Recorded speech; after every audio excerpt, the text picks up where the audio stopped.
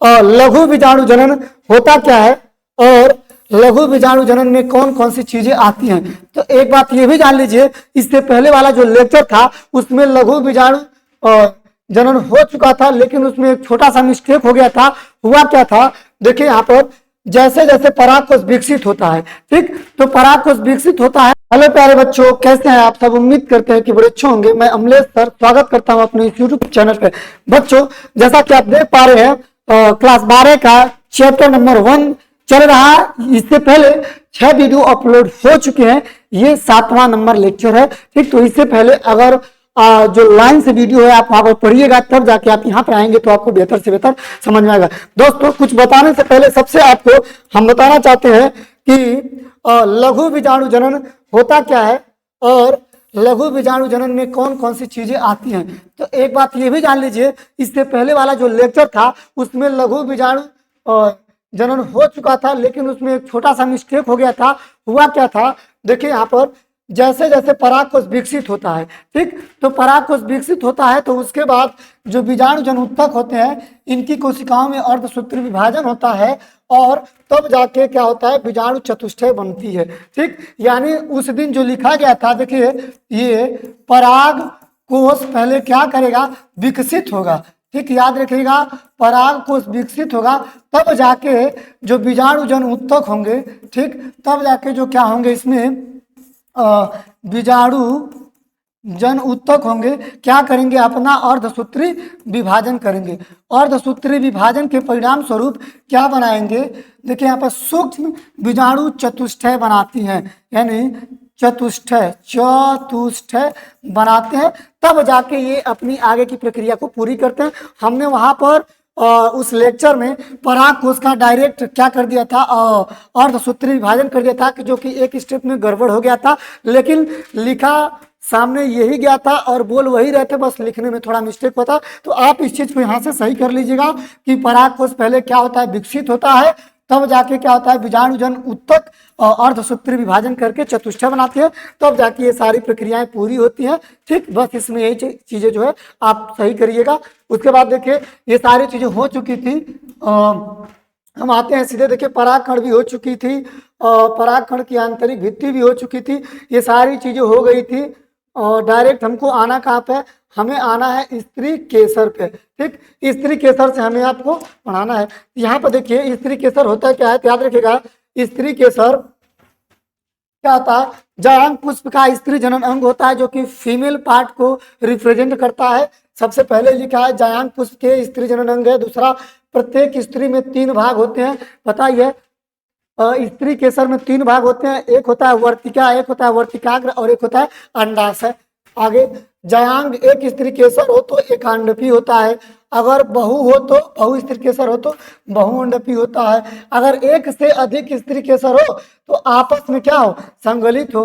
अगर आपस में जुड़े हुए होंगे तो उन्हें युक्तांडपी कह सकते हो, लेकिन फिर वे आपस में अगर अलग अलग या स्वतंत्र हो तो उन्हें युक्तांडपी कह सकते हो आप, ठीक। स्त्री केसर के आधार पर उभरा फूला हुआ भाग क्या होता है, जो अंडाशय होता है, ठीक। आगे कह रहा है कि अंडाशय के अंदर एक गर्भाशयी गुहा होती है, गर्भाशयी गुहा के अंदर की ओर क्या होती है, एक अपरा होती है। अपरा को बोला जाता है प्लेसेंटा, इस बात को ध्यान दीजिएगा। कहाँ पर पाई जाती है, ये पाई जाती है गर्भाशयी गुहा में, गर्भाशयी गुहा के अंदर, ठीक। आगे, अपरा से उत्पन्न होने वाली दीर्घ बीजाणुधानी सामान्यतः बीजांड कहलाती है। याद रखिएगा, जो अपरा होता है, अपरा से उत्पन्न होती है दीर्घ बीजाणुधानी, जो सामान्यतः क्या कहलाती है, बीजांड कहलाती है।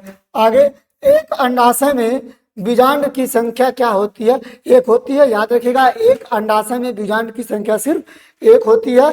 जैसे के लिए एग्जाम्पल देखिए, गेहूं, धान, आम और अनेक पपीता तथा तरबूज आर्किड हो सकते हैं, ठीक।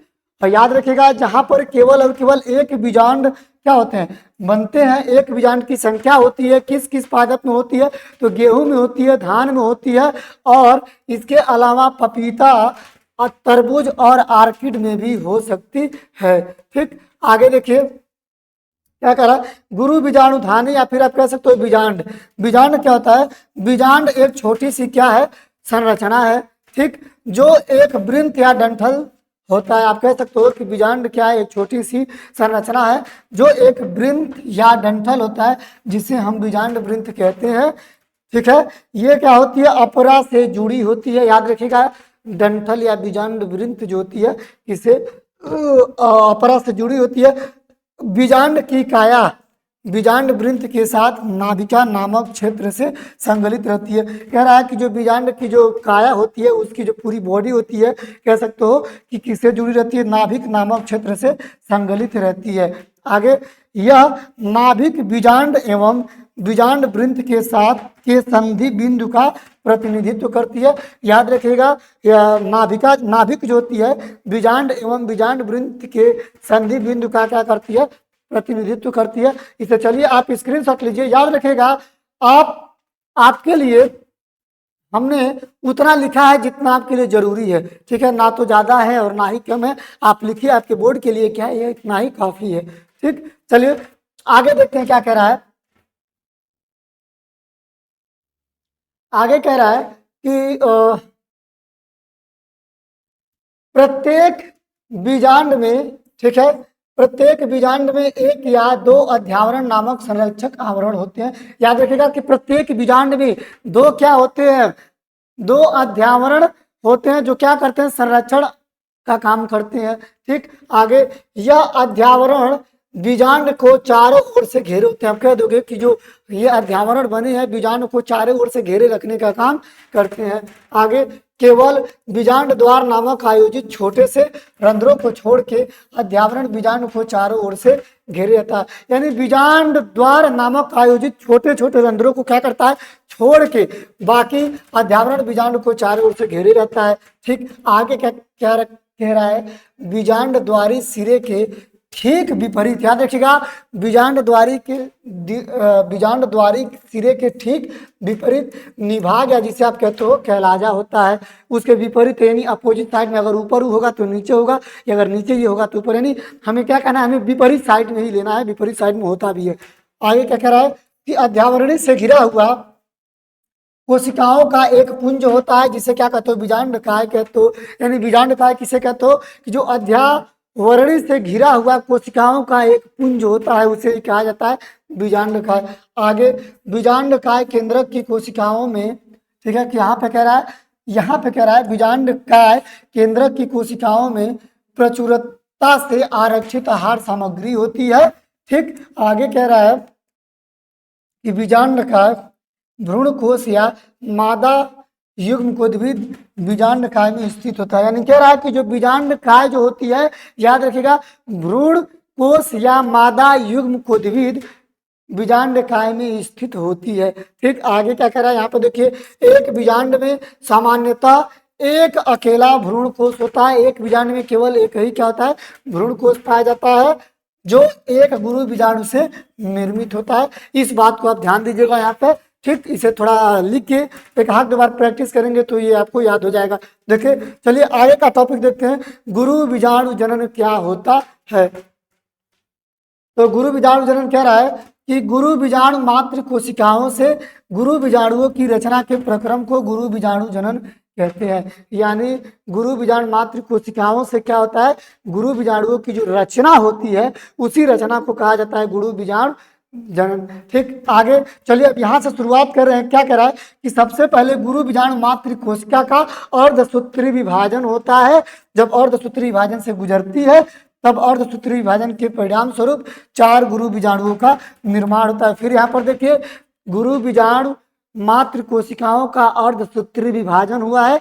जब अर्धसूत्री विभाजन हुआ है तो 4 गुरु बीजाणु वो का क्या होता है, उत्पादन होता है। ये बातें यहाँ पर ध्यान दीजिएगा। इसके आगे क्या कह रहा है, अब 4 गुरु बीजाणुओं का उत्पादन हो गया तो इसके आगे देखते हैं क्या कह रहा है। ठीक, मादा युग्म कोद्भिद पे आ गए हैं। ठीक, बस आप इसको यहीं तक अभी रोके रखिएगा कि देखिए, अगर इसको आपको समझना हो तो आप ऐसे समझोगे इसे कि सबसे पहले आपका क्या था, गुरु बीजाणु मात्र कोशिका थी। क्या थी, गुरु बीजाणु मात्र कोशिका क्या करती है, अर्धसूत्री विभाजन से गुजरती है। ठीक, अर्ध सूत्री विभाजन से गुजरती है, अर्धसूत्री विभाजन से गुजरने के परिणाम स्वरूप तब जाके क्या बनाती है, 4 गुरु बीजाणुओं का निर्माण करती है। याद रखोगे 4 गुरु बीजाणुओं का निर्माण करती है।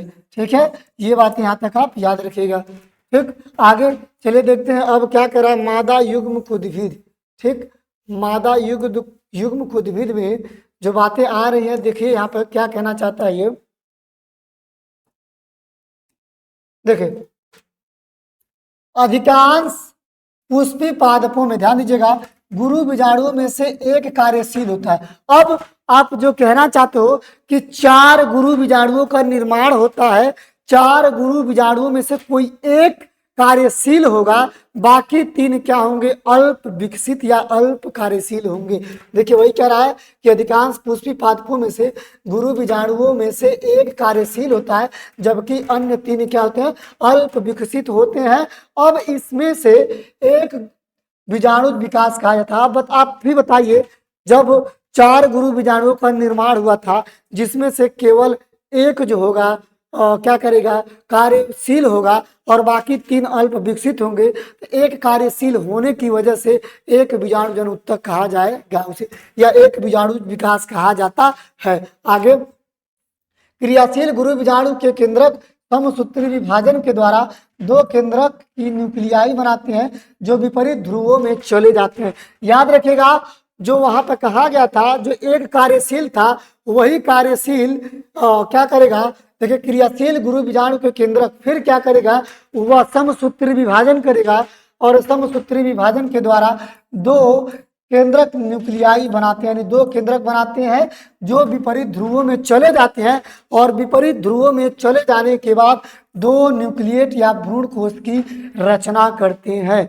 यानी अभी इसके बाद हम समझाएंगे आपको कि ये पूरी बातें क्या कहा है, एक चार्ट के माध्यम से आपको समझाएंगे। देखिए आगे, 2 अन्य समसूत्री क्या होता है फिर, यानी इसकी जब 2 न्यूक्लिएट बन जाते हैं तो फिर 2 अन्य समसूत्री केंद्र के विभाजन के परिणाम स्वरूप फिर 4 न्यूक्लिएट बनता है, और इसके पश्चात 8 केंद्रीय या भ्रूण कोश की जो होती है संरचना होती है, और इसके बाद फिर 8 न्यूक्लिएट चरण के पश्चात कोशिका भित्ति की नींव पड़ती है, जो विशिष्ट प्रारूपी मादा युग्म उद्भिद या भ्रूण कोश संगठन का रूप ले लेती है। यानी याद रखेगा 8 न्यूक्लिएट चरण के पश्चात कोशिका भित्ति की नींव पड़ती है, जो आगे चल के क्या होती है, भ्रूण कोश के संगठन का रूप ले लेती है, जिसमें से 8 में से क्या लिखा है, 8 से 7 न्यूक्लियाई ध्रुवी जो होता है न्यूक्लियाई कहलाते हैं। ठीक, जो अंड उपकरण के नीचे बड़े केंद्र की कोशिकाओं में स्थित होते हैं। यानी चलिए आपको जरा एक चार्ट के माध्यम से समझाना चाहते हैं कि क्या क्या रहता है यहाँ पे, कहना क्या चाहता है। देखिए यहाँ पे सबसे पहले हम बात करेंगे, इसके पहले जो क्या था आपका, इसके पहले आपका यही था गुरु बीजाणुओं का निर्माण कितना हुआ था, 4 हुआ था। ठीक है भाई, वहां तक तो इससे पीछे समझा दिए थे। देखिए अगर आपका क्या हुआ था, 4 गुरु बीजाणुओं का निर्माण हुआ था, 4 गुरु बीजाणु, 1 2 3 4 गुरु बीजाणुओं का निर्माण हुआ था, जिसमें से केवल एक गुरु बीजाणु जो होता है, केवल एक जो होता है कार्यशील होता है। ठीक, साफ साफ ऊपर लिखा गया है, देखते भी रहिएगा, अगर मिस्टेक होगी तो आप बना सकते हैं इसमें।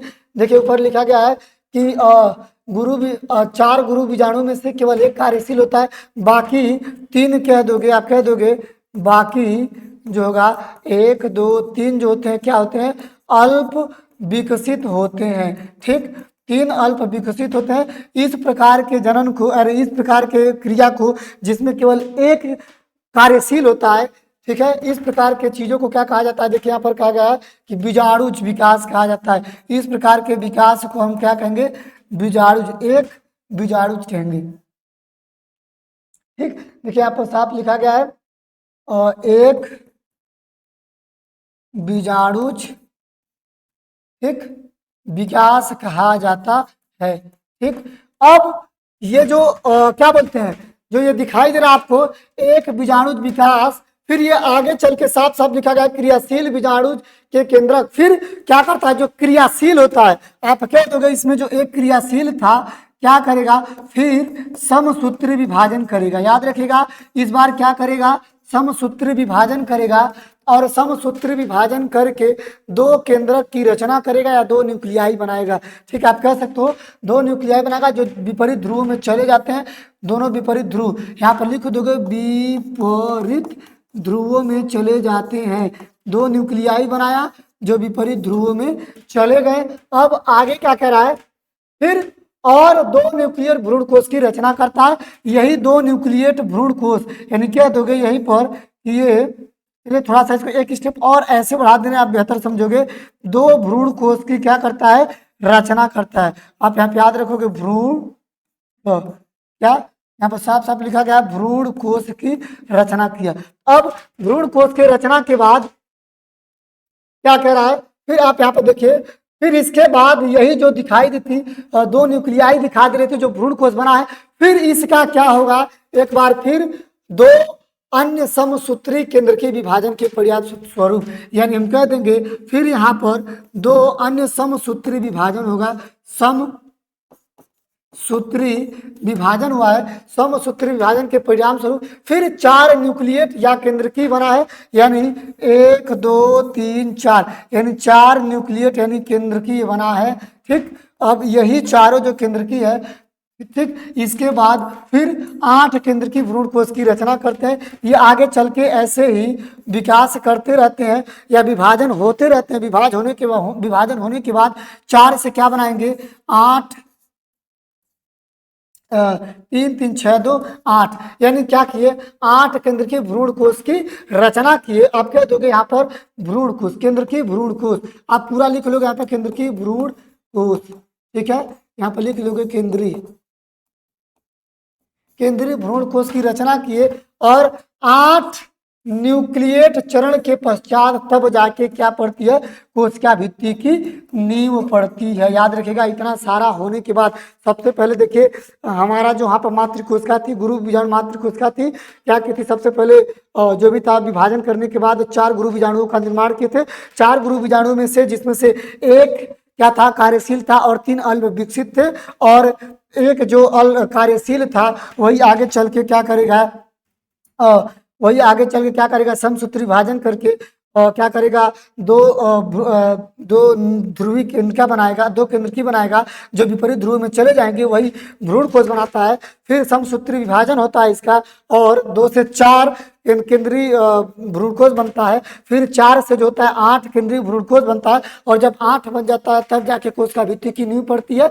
इसे आपको 1 से 2 बार लिखना पड़ेगा, देखना पड़ेगा, तब ये सारी चीजें आपको याद हो पाएंगी। चलिए देखिए, अब अगला क्या कह रहा है,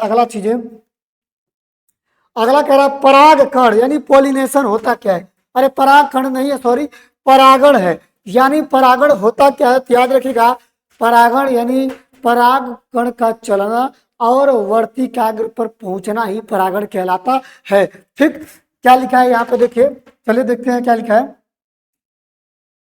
लिखा है कि पराग कणों को पराग कोश से झड़ने के पश्चात स्त्री केसर के वर्तिकाग्र तक स्थानांतरण या संचारण को क्या कहते हैं, परागण कहा जाता है। ठीक, याद रखिएगा, परागण क्या है, तो पराग कोश से परागण के निकलने के पश्चात वर्तिकाग्र पर पहुंचने की प्रक्रिया को ही परागण कहा जाता है। ठीक, देखिए यहाँ पर परागण के प्रकार, परागण के स्रोतों के आधार पर परागण को 3 प्रकारों में बांटा गया है। वह 3 परागण क्या क्या हो सकता है कि एक स्व परागण हो, एक पर परागण हो, और एक क्या हो, पर निषेचन हो। ठीक, जो क्या हो सकता है, जो पहला जो होगा आपका स्व परागण, चलिए देखते हैं क्या कहना चाहता है यहाँ पे।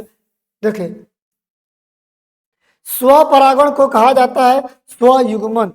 ठीक है, क्या कहा जाता है इसे, स्वयुग्मन कहा जाता है।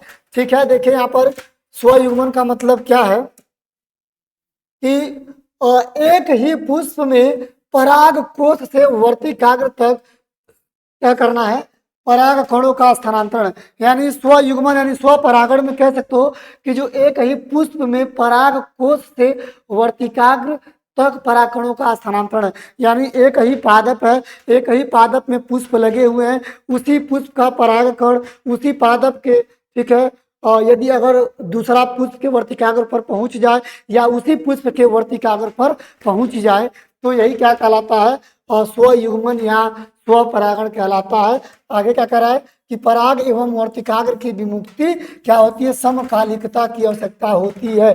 यानी दूसरा बात ये कह रहा है कि जब पराग कण चलते हैं और पराग कण का चलना एवं वर्तिकाग्र का खुलना, ठीक है, दोनों की विमुक्ति समकालिकता का मतलब एक साथ साथ होती है, मतलब एक साथ खुलने की आवश्यकता होती है। याद रखेगा जब पराग कण का स्फुटन होगा यानी पराग कोश का स्फुटन होगा, पराग कण उसमें से निकलेंगे, उसी समय वर्तिकाग्र खुलेगा, तभी एक साथ दोनों का जो होगा मिलन हो पाएगा, अन्यथा चीजों में गड़बड़ाना शुरू हो जाएगा। इसीलिए इसी चीज को कहा जाता है समाकलिता।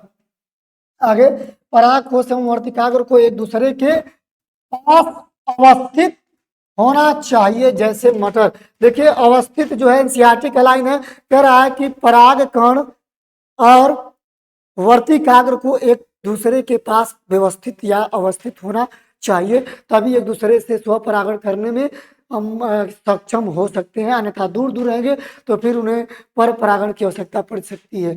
आगे स्वयुग्मन के दो प्रकार होते हैं, एक अनुन्मील परागरणी और दूसरा जो है क्या लिखा है, उन्मील परागरणी पुष्प। तो चलिए पहले देख लेते हैं अनुन्मील परागरणी क्या होता है। तो इसमें लिखा है इसमें पुष्प अनावृत नहीं होते, ठीक है, इसमें जो होंगे पुष्प जो होंगे अनावृत नहीं होंगे। ठीक, आगे पराग कोश एवं वर्तिकाग्र एक दूसरे के बिल्कुल नजदीक स्थित होंगे। याद रखिएगा कि जो कह रहा है कि पराग कोश और वर्तिकाग्र एक दूसरे के बिल्कुल नजदीक स्थित होते हैं। आगे उन्मिल परागरणी पुष्प सुनिश्चित रूप से बीज उत्पन्न करते हैं जैसे वायोला और मिराबिलिस। याद रखिएगा कह रहा है कि उन्मिल परागरणी पुष्प सुनिश्चित रूप से बीज उत्पन्न करने में सक्षम होते हैं, जैसे एग्जाम्पल के तौर पर वायोला और मिराबिलस जो कि उन्मिल परागरणी यहाँ पर लिखा है, इसके बारे में ऊपर ही लिख दिया गया। ठीक, ठीक है, तो हमने क्या पढ़ा, हमने ये पढ़ा कि अनुन्मील परागरणी क्या था, इसमें पुष्प क्या था, अनावृत था। ठीक, जो पुष्प ढका हुआ नहीं था, खुला हुआ था। देखिए अनावृत का मतलब खुला होना और आवृत का मतलब बंद होना। ठीक, तो इसमें क्या था, पुष्प अनावृत नहीं थे। ठीक है, अनावृत नहीं थे, इसका मतलब ये कि पुष्प ढके हुए नहीं थे। ठीक, आगे पराग कोश एवं वर्तिकाग्र एक दूसरे के बिल्कुल ठीक नजदीक होंगे। और आगे क्या कह रहा है, उन्मिल परागरणी पुष्प सुनिश्चित रूप से बीज उत्पन्न करते हैं जैसे वायोला और मिराबिलिस। अब देखते हैं उन्मिल परागरणी पुष्प, एक बार फिर कह रहा है कि इसमें पराग कोश एवं वर्तिकाग्र क्या होते हैं, अनावृत।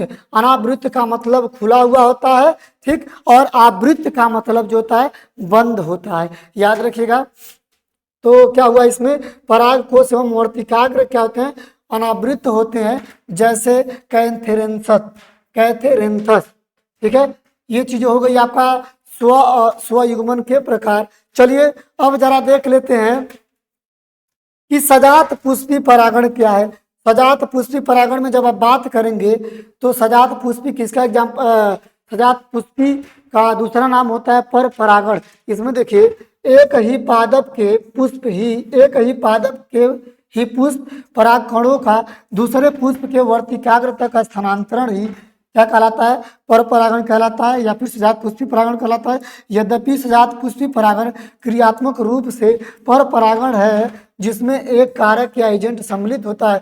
यानी देखिए हमारे तरीके से समझिए कि जब किसी पुष्प का परागकण किसी देखिए जो पादप होता है, किसी पादप के पुष्प का परागकण उसी पादप के दूसरे उसी जात के दूसरे पादप के पुष्प के वर्तिकाग्र पर पहुंचता है, इस प्रकार के परागण को पर परागण कहते हैं। याद रखिएगा, इसमें पादप अलग अलग है, पादप अलग अलग है, दूर दूर है, तो इसमें परागकणों को पहुंचने के लिए किसी न किसी कारक की आवश्यकता होगी, जिसमें वह कारक या तो भौरा या तो तितली या तो जल या तो वायु, ये सारी चीजें हो सकती हैं। तो आगे अभी इन चीज के बारे में पढ़ेंगे। फिलहाल देखिए आगे सजात पुष्पी परागण लगभग स्वयुग्मन जैसा ही है, क्योंकि इनमें परागण उसी पादप से आते हैं। ये लगभग कह रहा है कि स्वयुग्मन जैसा है, यानी स्व परागण जैसा है, क्योंकि भाई परागकण तो उसी पादप से ही आ रहा है, पादप तो चेंज नहीं है, पादप उसी का ही है। वो बात अलग है कि पादप अलग अलग जगहों पर स्थित है। ठीक, आगे क्या कह रहा है कि जैसे कुकुरबिट्टा वंश का पौधा आप खीरा, ककड़ी, खरबूजा, कद्दू, तरबूज आदि, इन सब में क्या होता है, सजात पुष्पी परागण होता है। आप यहाँ पर स्क्रीनशॉट लीजिए और अपने फेयर कॉपी पर लिखिए, तैयार कीजिए। याद रखिएगा एनसीईआरटी का लाइन है, अगर आप नीट वाले छात्र हो तो इन लाइनों को आपको पढ़ना पड़ेगा अच्छे तरीके से, और बोर्ड वाले हो तब तो और भी बेहतर है, आप अच्छे से इसे तैयारी कीजिए। ठीक, जितना ज़्यादा हो सके इस वीडियो को इष्ट मित्रों तक शेयर करिए ताकि हर बच्चा आसानी से पढ़ सके। मिलते हैं अब अगले वीडियो में, तब तक के लिए धन्यवाद।